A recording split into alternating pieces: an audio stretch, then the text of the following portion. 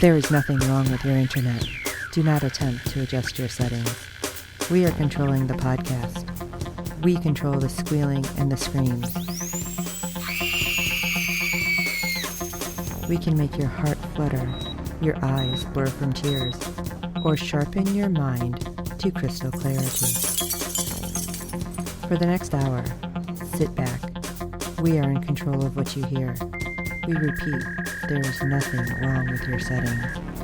You are about to experience the awe and mystery known as the female mind.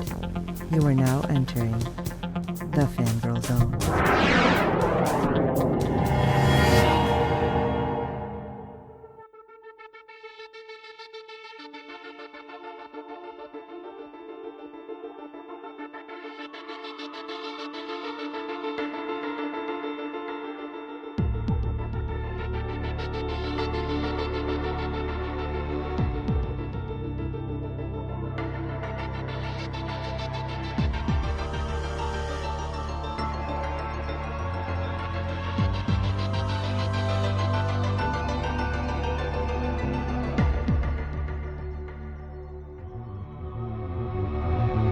Welcome to Falling Pieces. I'm Steve. A podcast dedicated to the NBC series Debris. I'm Sean Fangirl S. Exclusively on the Fangirl Zone. Now you may be wondering why you're not hearing a familiar voice. Well, Terry has gotten stuck in a time loop. Yeah, the dimensional rift there. Yes, he is in the fold, and we're trying to get Terry out of the fold. So Fingers crossed that we'll get him out by next episode. Absolutely. Well, we do have some ratings for episode 11. Brought in 2.43 million viewers with a 0.37 rating in adults 18 to 49. That just seems so strange because it has been, okay, from what I see, basically, when we're tweeting it, it's like it has so many people online talking about it. Right. But I really think a lot of people are watching on Peacock or services just online. Other than, right. Yeah. If it's not watching through actual network, I wonder if it even counts. No, that's not showing up on the numbers. Yeah, because I mean, you have all the other services that have with live TV that you can watch through. So yep. There's a lot of people talking about it, though. Yes, there are. So fingers crossed we get season 2. So initial reactions.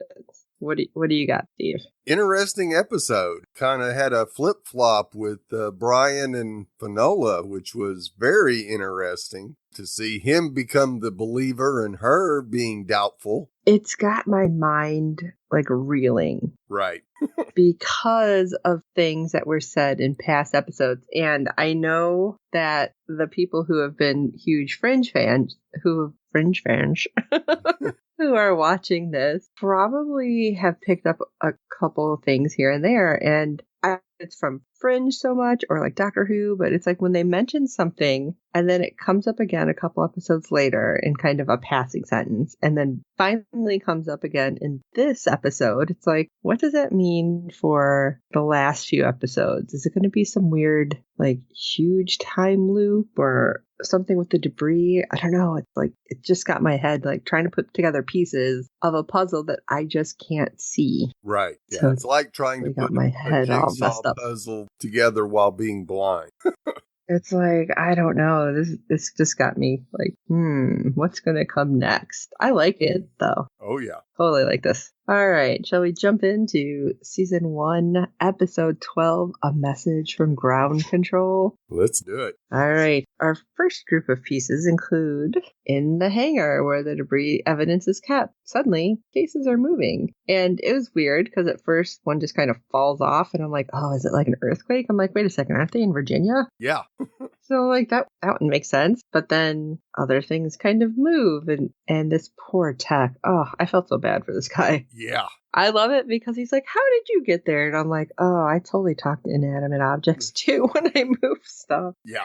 I'm like, all right, I'm not the only one. Yay. So the guy goes to put a case up and then hears something rattling, looks up and, oh, poor guy. Yeah. I don't know, I want to say ball shape like piece of debris shoots out of a case right through the guy's head, Right. through a wall, and attaches to what is assembled in the hangar. And that freaked me out. And all I kept thinking of was that old horror movie. Was it Phantasmic or something that had that killer silver ball? Yeah. And I'm like, oh my gosh, we're going to put horror movie aspects into this now. Great. I thought the debris was supposed to be good. But we have another tech, that Zimmer, who walks in and, hey, another case moves. And then he sees the guy on the floor with a large hole in his head. Yeah. And suddenly all the lights in the hangar go out. It's like, oh, this can only be good, right? Yeah. This is not good at all. Like, who's calling the Cenobites? What's happening? And then we get to cut to George, who has made it to the antenna field, which was really interesting. And I want to know if this was a real thing, because it seemed like it was a real thing. Yeah. Because this field was used for news broadcasts to allies and shortwave radio communications during World War II. What? Yeah. So that's crazy. And I'm watching this, and he just kind of cuts open the lock on the chain link fence, and it opens, and it's like, nobody's going to know I'm here. It's like, if this is a government thing, even if it's like shut down, shouldn't there be, I don't know, cameras somewhere? Well, when it was built, it was before there were security cameras. So yeah, but I feel like they would have put something there now, because really that little chain link or that lock didn't do much. no, it didn't. And then how does it still have power for everything? Yeah. That's what had me scratching my head. I'm like, do we just keep power going to all these things just in case? Sure seemed that way. Yeah, it was rather convenient that the power was still connected and everything seemed to be powering up just fine. Yeah, and who knows how long the last person was there. Right. Although you do see a cup with like a spider web coming from it, but really nasty people just leaving dirty cups. But anyway, next thing we know, Brian and Finola arrive. And still, I'm just thinking, come on, nobody notices this stuff. This must really be out in the middle of nowhere. I'm sure it is. Finola then gives George a laptop with the Ligari files, as well as a bag of clothes. And George's like, oh, I don't need that. She's like, yeah. It's For more us? for us, Dad. And then he kind of stops, like, oh, I must know. Okay. Yeah. It's like, oh, well, at least it dawns on him. And I love this, that George is suddenly starting to remember what the things that he's lost, which makes me wonder how. I mean, if he had damage to the brain, is it somehow healing around the debris or with the debris? But he remembers what that piece of that influx is looking for does. It creates a map with locations of all debris pieces. That's great, right? I guess it depends on who gets hand their it's in. Yeah. Yeah. It's like, yay, wait a second, this could be really bad. Yeah. Finola asks George if he remembers why Maddox wants him dead. And I love it because, I don't know, we're just kind of tuning that part out. He's like, maybe because he fears what he can't control. The government becomes more focused on their own interests and don't care about the scientific part. And then he just tells her, oh, but be wary of Orbital. It's like, yeah, I think she already figured that out when they wanted you dead. Yeah, I would think so. Just saying. I mean, I'm loving George and he's so eccentric and I get it, but dude, come on. She figured that part out. Right. She's not like totally trusting them. It's fine. She's come a long way in 10 episodes, that's for sure. Oh, absolutely. Brian comes in as he's bringing supplies in for George and says, we gotta go because something's happened back at Langley. Probably the last place they thought they were going to be going anytime soon. Exactly. And when they arrive, Maddox tells them that they lost all power in the hangar and had to evacuate. And of course, Maddox guesses it's influx and they must have triggered something. You know what, Maddox? We don't believe you. So I don't know. I don't think Finola and Brian are ever going to believe anything that you say again. No, I but don't think so. Everybody who's watching, I think we're all like, you're lying. You did something. What did you do? Right. Because that's immediately what I thought. Yeah, because he had gotten that piece last week that he didn't put in a request for. He just, something came up and he took it. You know what? And I kind of forgot that tech in the very beginning had a bunch of pieces out. Right. And he was talking to somebody and said something about, oh, well, I don't have that requisition. Right. So, or I can't find it, something like that. So maybe it has something to do with that piece too. Like maybe that guy was looking for the piece Maddox had. Very possible. I forgot about that. Interesting. So Brian and Fanola end up entering the building, and they see several technicians that they had been, well, they, as in the whole team, had been looking for, facing the wall in a trance. And I'm like, oh my God, where's the Blair Witch? Because this is totally, I'm like, if they start seeing little stick figures of stuff, I'm going to freak out. Yes. Yeah. There's several people online on Twitter mentioned the Blair Witch feel to this episode. I am seeing this in several shows all of a sudden, because our other show that we talk about, Van Helsing, I said the same thing with this last week's episode. I'm like, what the hell is going on? Everybody's like, you know what? Let's bring back Blair Witch and freak everybody out. Yeah. Yeah, thanks. Freaked me out then. I don't need it again now. Anyway, they do find a few other techs who are in a trance, but moving, because they're taking cases and lining them up on the floor. It's like, well, at least they're being neat about it, not just throwing things. Yeah, but you have to wonder what the hell is going on. Yeah, definitely. And I had said, oh, at least it's nice and neat. And except then the next thing we know, we see several cases on the floor smashed and open. It's like, oh, wait, maybe they are smashing stuff. What's happening? Yeah. Except something really weird happened. I know, you're surprised. What weird stuff happens in debris? Exactly.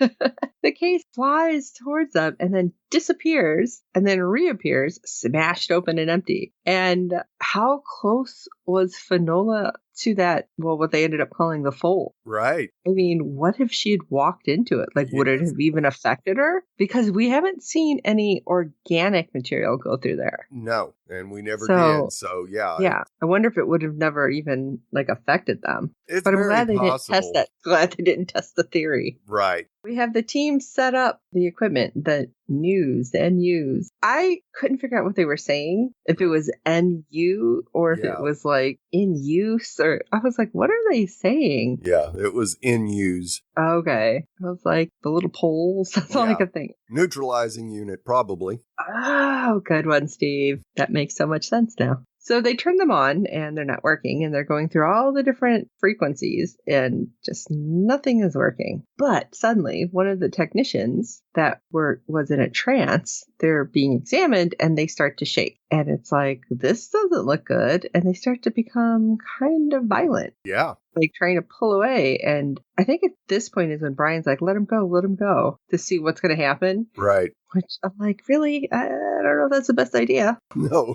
But they walk out of the tent and return to the hangar. And Fanola at this point is deciding we need to cross-reference all of the cases to see what pieces are taken, what frequency was used to make them null, right. I guess is the best way. Yeah. And if there's anything that could be taken from that, what's their number, what's in it, what's the size? And I thought that was really interesting. And I'm kind of like, why didn't they start thinking of that earlier? Because whoever's got to go over and look at the cases might get smashed in the head with one of the cases coming through. Exactly. Like, poor person, it's going to be like, okay, you're going to red shirt him. Nice. Yeah. So I'm thinking, poor guy or girl. It was really weird what was happening. Yeah. And when Maddox thinks Influx is behind it, you got to wonder if they're not doing something, but you also got to wonder if it wasn't because of what Maddox was doing. Well, the way it kept happening, now, except for the smashing part, I kept thinking of that piece that he was using. Right. Throwing the chair in and then it was appearing behind him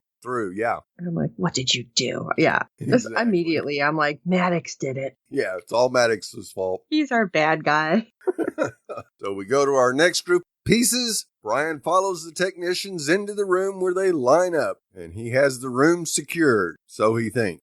Brian goes to look at a partially assembled ship in the hangar and sees nothing unusual. And cross-referencing doesn't show any pattern that makes any sense to Fanola, at least. And team member Lester suggests taking the cases outside. And when he picks one up, well, he gets blown backwards and now he's in a trance. That was a heck of a shock he got. Yes, it was. So that trying to get the numbers off the cases might be a tad difficult. Suddenly, one of the other techs, Zimmer, shakes, falls to the floor, and dies. That's not good. No. Fanola wonders how much longer till the same thing happens to the rest of them. Well, we go back out to George, who wasn't having any success at the antenna controls. So he goes out to the antennas because one of them won't power up and does some handyman's work on them. And at first it doesn't power up. So George does what every red-blooded man would do. Bang on it.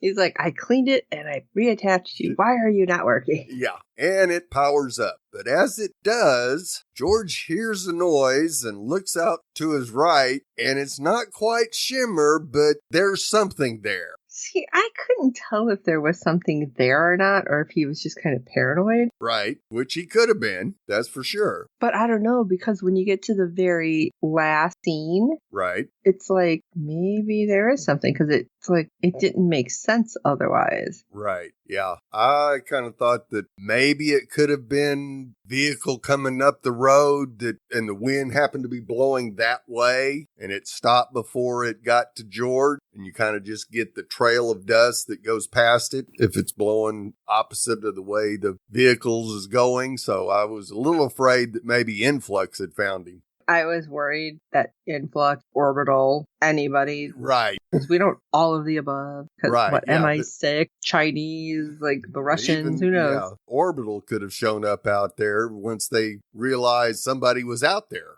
Yeah. Or the government, somebody in the government, not necessarily Orbital would be the ones going out. But yeah, at least somebody from the military checking it out. We never find out. Yeah, I was really worried. Nola calls George and tells him the taken pieces are random, but the numbers she reads to him ring a bell. Those are series ratios and harmonic sequences. Tells her the place when the cases were disappearing and reappearing, calls it the seam, could get bigger and swallow up everything in its path and eventually throw the Earth off its axis. That isn't good. Definitely not good. George suggests reversing the polarities of the NUs to create a force field to stop the pieces from entering the seam. And they try that. And by God, it does work. But Fenola's meter is reading 467, and she says something's happening below them. What? Nobody thought to check anything else? Right. And they go down to the lower level, which neither one of them have been in before. And they walk through in a kind of a lab with stuff all over the place and some kind of new devices. And they find out blown out windows of an enclosed area where an explosion took place. As well, nothing. No, not at all. Until they look up and see a partially assembled debris piece on the ceiling. This probably isn't good either. No, but I guess they were so focused on what was the weird stuff upstairs by the dead body. Right. That they didn't think about the downstairs weird stuff. Yeah. But they find schematics on details using debris for a weapon. They realize they are in a weapons lab. And of course the explosion might have triggered what's happening. Finola guesses that Maddox knew about this and claimed it was Influx's doing. She actually finds a folder with her father's notes. That just sets her off as they're using her father's work to build a weapon. So she marches upstairs and finds Maddox and confronts him. Of course, he says, well, didn't initially know what they were doing, but he felt the same as she does now when he found out. No. Wrong. Do not bring up, how she feels, because you don't. Yeah, because he ends up rattling on and on about, well, everybody's trying to weaponize it. The Russians and the Chinese and even your country. Oh, yeah, I was afraid Maddox was about to get dead. I really thought she was going to hit him and be like, I know you wanted my dad killed if we found him. I just felt like he was going to say it and she was going to lose it. Yeah, but she didn't. But she does shut him down by saying, my father took his life for all of this, not giving away that she knows that he's alive. I'm glad that she didn't give it away, but I feel like she did kind of shake up Maddox. He looked a little taken aback by that. Yes, absolutely. Not enough for him to stop doing what he's doing, but oh, hell no. Yeah, at least enough to have the grace to be like, oh, crap, okay. Yeah, my weapons lab has been discovered. Another employee falls to the ground and others force their way back into the hangar. One of the techs grabs the NU and just evaporates. I was so freaked out. I'm like, oh, I guess we're not supposed to touch that? Or does it have something to do with him being like in this trance? I think it was a combination of the trance and the NUs having the polarities reversed. Oh, I didn't think about that. Yeah, because as soon as they reverse the polarity, we see one case start to take off for the seam, and just before it gets there, it bounces back. So it worked as a barrier between the seam and the cases. So it kind of worked. One of the few things that worked. And the 2 dead employees are examined, leaking cerebral spinal fluid from pressure on their skulls, and their cells exploded. Yeah, that's really gross too. Why did it look like slime coming out their ear? Yeah, and being possibly harmonic frequencies caused it. Well, see, all right, I have a question about that too. Okay. All right, now they're all being exposed to the frequencies. Right. But is it because they'd been in there longer or because they didn't have the suits on? Is like that why it's affecting them? I would say yes. Not having the hazmat suits on made them much more vulnerable. And I think a lot of it also had to do with the individual's physiology as to whether it affected them more than the other. Because we do see the 2 that died, and they do kind of mention that maybe they were a little more susceptible to those specific frequencies than the others. Oh, okay. Yeah, I didn't know because I was like, what is this? Right. That's all. I was just wondering. I'm weird.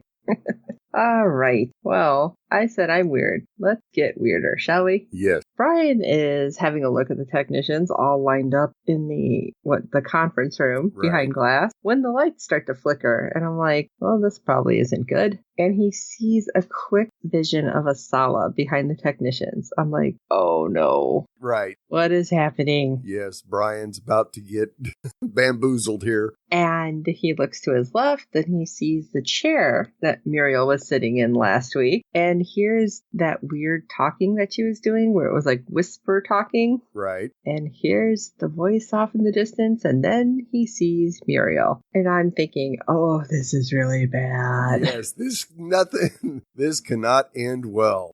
So he walks over towards Muriel, whether she's actually there or not. I was still questioning. Yes. And asks why. And she says it at the same time like he did. Right. And then she reaches her hand out to him. And I'm like, don't do it. Yes. I felt like I was watching a horror movie. Don't do it, Brian. Yeah. And what does he do? He reaches out and takes her hand. What the hell? Right. Because at this point, they cut away. Yes. And I'm like, seriously, you're going to cut away now? Of course. Where we don't know what's going to happen. Is Brian even going to be alive? Right. And instead, we see our bearded baddie, Ash, in his prison cell. And I'm like, this is probably really bad, too. Yeah, this is probably going to be worse. Yeah. He asks to see the doctor. It's like, great. So he sees a doctor, and the doctor takes an x-ray and sees a whole lot of stuff in his body. So I was surprised. I don't know about you, but there's a lot of pieces of that debris. Yeah, I think that's all debris, and that's why he's got some of the powers that he does. I was not expecting all of that inside of him. Right. Because that was a lot. Yes, there was 25 to maybe 30 pieces that looked like inside him. Which is weird because they were, well, it wasn't necessarily them, right? Right. Experimenting on those people. And that was like one piece and they weren't making it. So that many pieces, it's like, how? Yeah. But, the doctor's like, hey, we got to get him to an emergency room. And I love it because he's like, see, I told you I was sick. Yeah. And then kills the guard. It's like, well, yeah, you are. Obviously, you just killed the guy. Yeah. And uses the doctor then to get the guard's keys, to get the cuffs on him. And we're going to use you for other stuff. And I'm sure that poor doctor was like ready to pee his pants. Yes, absolutely. He takes the doctor into a room and is like yelling at the doctor to grab the defibrillator, grab that wheelchair, turn it up. What's he say? Turn it up or I'm going to kill you next. Yeah, all the way up. It's like at this point, I don't know, run. But the doctor does it. And he put all 4 paddles on his chest. And the doctor's like, it's going to kill you. It's like, well, then you're safe, doc, right? Right. But when he shocks himself, he doesn't die. Nope. I was like, what the hell just happened? he activated something because he blips out and reappears falling onto a car in a parking lot somewhere. And I love it because in the background you see somebody loading groceries and this poor just lady stops is like, just shell-shocked. yeah, I think that would probably be most people's reaction. Right. And then he just turns and looks as he gets up, kind of wipes himself off, and he's like, can I bother you for your car keys? Right. How about no, but you just came out of nowhere. So right. Yeah. So I think, she gladly handed it to him. Yeah. And I feel like, hold on, can I get my groceries out of the car so I can? first, I got ice cream. I got ice cream in these bags. Let me at least go in. You take the car. I'll figure this out. I don't know what I would say in that situation other than, I think that would be it. Like, if I was a comic, it would just be like those 3 dots that keep coming up because you don't know what to say. Right. That had to be like the weirdest experience for somebody, who's not part of like any of this government stuff. So I love it that you had like a real reaction. She didn't like scream and go off. She's just like, and my brain just short circuited. Thank you. Yes, absolutely, it did. So let's go back to Brian and Finola, and we see that second tech who died being examined. And Brian's like, hey, Finola, I need to talk to you. Actually, he didn't say anything. He just kind of said it with his eyes. Yeah. Looked at because her he was standing outside the room, and she just looked and was like, okay, he looks weird. Let's go talk. Yeah. Had a real weird smile on his face. Yes, he did. I was like, what is with that half smile smirk thing? It's kind of creepy. It was pretty creepy. And I was really feeling like what a lot of people were saying, like, that's not the real Brian, that's the clone. Right. Especially when he starts talking to Finola. And I'm like, I don't know how I feel about this. Because he tells Finola that he's seen Muriel and that he says he understands everything now. Because I took her hand, like when you guys stopped me last time, it's like, uh-oh. Yeah. And they need to let the scene finish its job. And Finola's like, how about we go outside and get you checked out? Right. I'm 100% on board with Finola at this point. And then Brian insists that we'll kill people if the scene doesn't finish its job. I can feel it. See, at first, when he's like, we'll kill people, I'm like, wait, do you mean we as in the debris or we as in you and I? Because I'm like, who is this we you speak of, Brian? Exactly. And I can feel it. And it's like, yeah, I know I sound different. And Finola, come on. I don't know how else to describe it. Because remember how you believed that the debris was here to do something good and to show us things? That's faith. And you have to believe me because I believed you then. And it's like playing on her emotions now. I see. And suddenly Finola's like, okay. I'm like, maybe call your dad. I don't know. It's like, time out. This doesn't seem right. And Finola decides, okay, we're going to shut down the NUs. And everyone's like, are you sure? It's like, yeah, fine. See, even the pod dog thought it was a bad idea. And suddenly the remaining cases shoot through at a much quicker pace, mind you. Right. They just went. Yeah. It's like a vacuum cleaner sucking them up. And Brian's like, okay, it's not putting it together. So we need the piece from downstairs. Somebody bring me a Dorito. It's like, what? You're hungry? It took a second. It really did for me. I'm like, because we see them downstairs and it's that little like triangle piece of debris. Now, was it a Dorito or a nacho? I can't remember what he said. Yeah, I think he said Dorito. Oh, okay. Because all of a sudden I'm like, man, I want nachos. Yeah.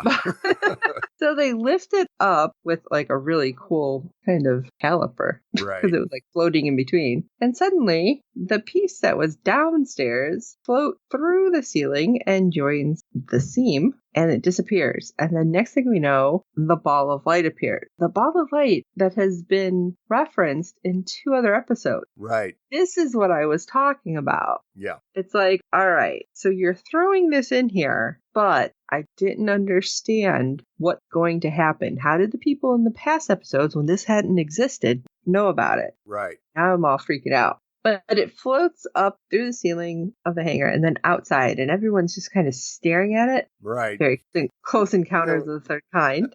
And everybody's face, it almost looked like everybody was suddenly at peace with everything. Right. Or was that just me? No, they definitely looked like they were all just in awe of whatever that thing is. And it didn't seem huge. No. Like, I would say not bigger than, or I would say kickball or basketball, because it didn't look I'm not huge. sure it was even that big. Okay. But I thought it was weird, and then just floats away, and everyone's like, huh. Like, nobody's freaking out. Nobody's like, we need to stop this. Even Maddox was just like, oh, pretty. Yeah. You know?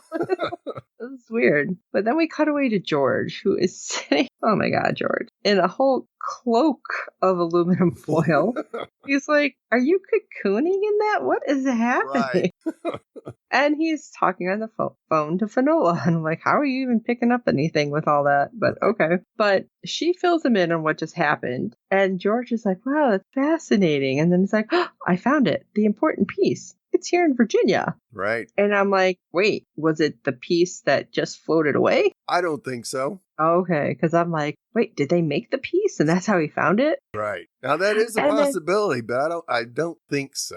Okay. That's what I was thinking. And I'm like, what? What is happening? Right. But then we get to cut away to Maddox, who is on the phone with that female Russian operative who says she has the rest of it. And don't worry, it's in a remote location. We'll meet tomorrow and make the exchange. I'm like, Maddox, you could be in trouble. What if one of your pieces were the ones that zipped through that seam? Exactly. I don't know, man. And I mean, we had assumed that whatever he was doing was to help his son. Right. Now his wife took his son to Texas, right? Well, that's where she had wanted to take him. Now, I don't know if that's actually what happened. We haven't gotten that that's confirmed true. yet. Well, plus, that wasn't necessarily this reality. True. We don't know where she wanted to go. No. Like, now that I think about that, it's like, So yeah, we know just Maddox having George make it from Oregon to Virginia kind of seems like that the original reality has changed, because when they first saved George, there's no way he could have gotten himself from Oregon to Virginia. No, it didn't seem that way. Right. So, yeah, I think this reality is probably a little skewed from where we started from, at least. I'm going to throw this out there because this could be even weirder, because we don't know if his son even survived the accident in this reality. Absolutely, we don't. So maybe that's not what this piece is for, but there's a lot of maybes here, so we'll have to get back to that. So we go back to Ash, who clearly needs some driving lessons, or at least parking lessons.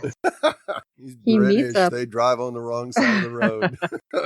He meets up with his influx cohort, who tells him that Otto says George Jones has located the important piece. What? So is that Miss Otto, or is it something like somehow with the eye, you know, like how Ash was able to see through the other guard's eye? Right. Like maybe it's something like that. Yep, very possible. So I thought it was interesting, though, because at first Ash gets in the car and he's like, you know, our guy's like, hey, you're early. He's like, yeah, I need, what did he say, burgers and fries and tacos, everything with a lot of grease. Right. It's like, have you been out drinking? Because it's some White Castle. You'll be fine. It's fine.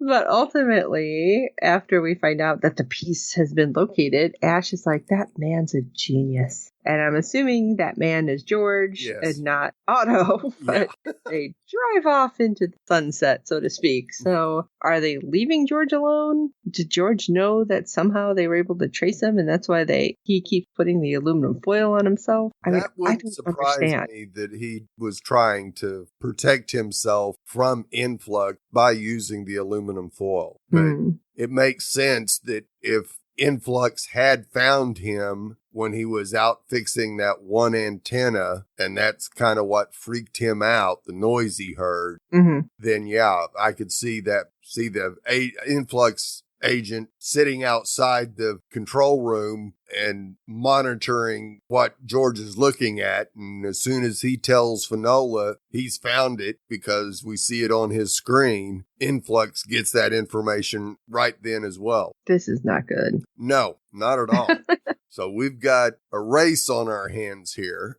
Yes. We got Influx heading there. We've got Brian and Fanola heading there. And we don't know what Maddox is going to do about this because he's got a meeting with the Russian. Right. For all we know, we have the other countries with people heading there because we don't know. Absolutely. Somebody could have figured out that, well, somebody, not necessarily George, hacked into the satellites that they were talking about and been like, wait, something's weird. We should all go there. And then we still have the huge question mark from the guy from the end of last episode talking about like Native American stories. Right, and yes. Was it Blackwater grandfather? Yes. And what the heck is that? What's happening? All that about, exactly.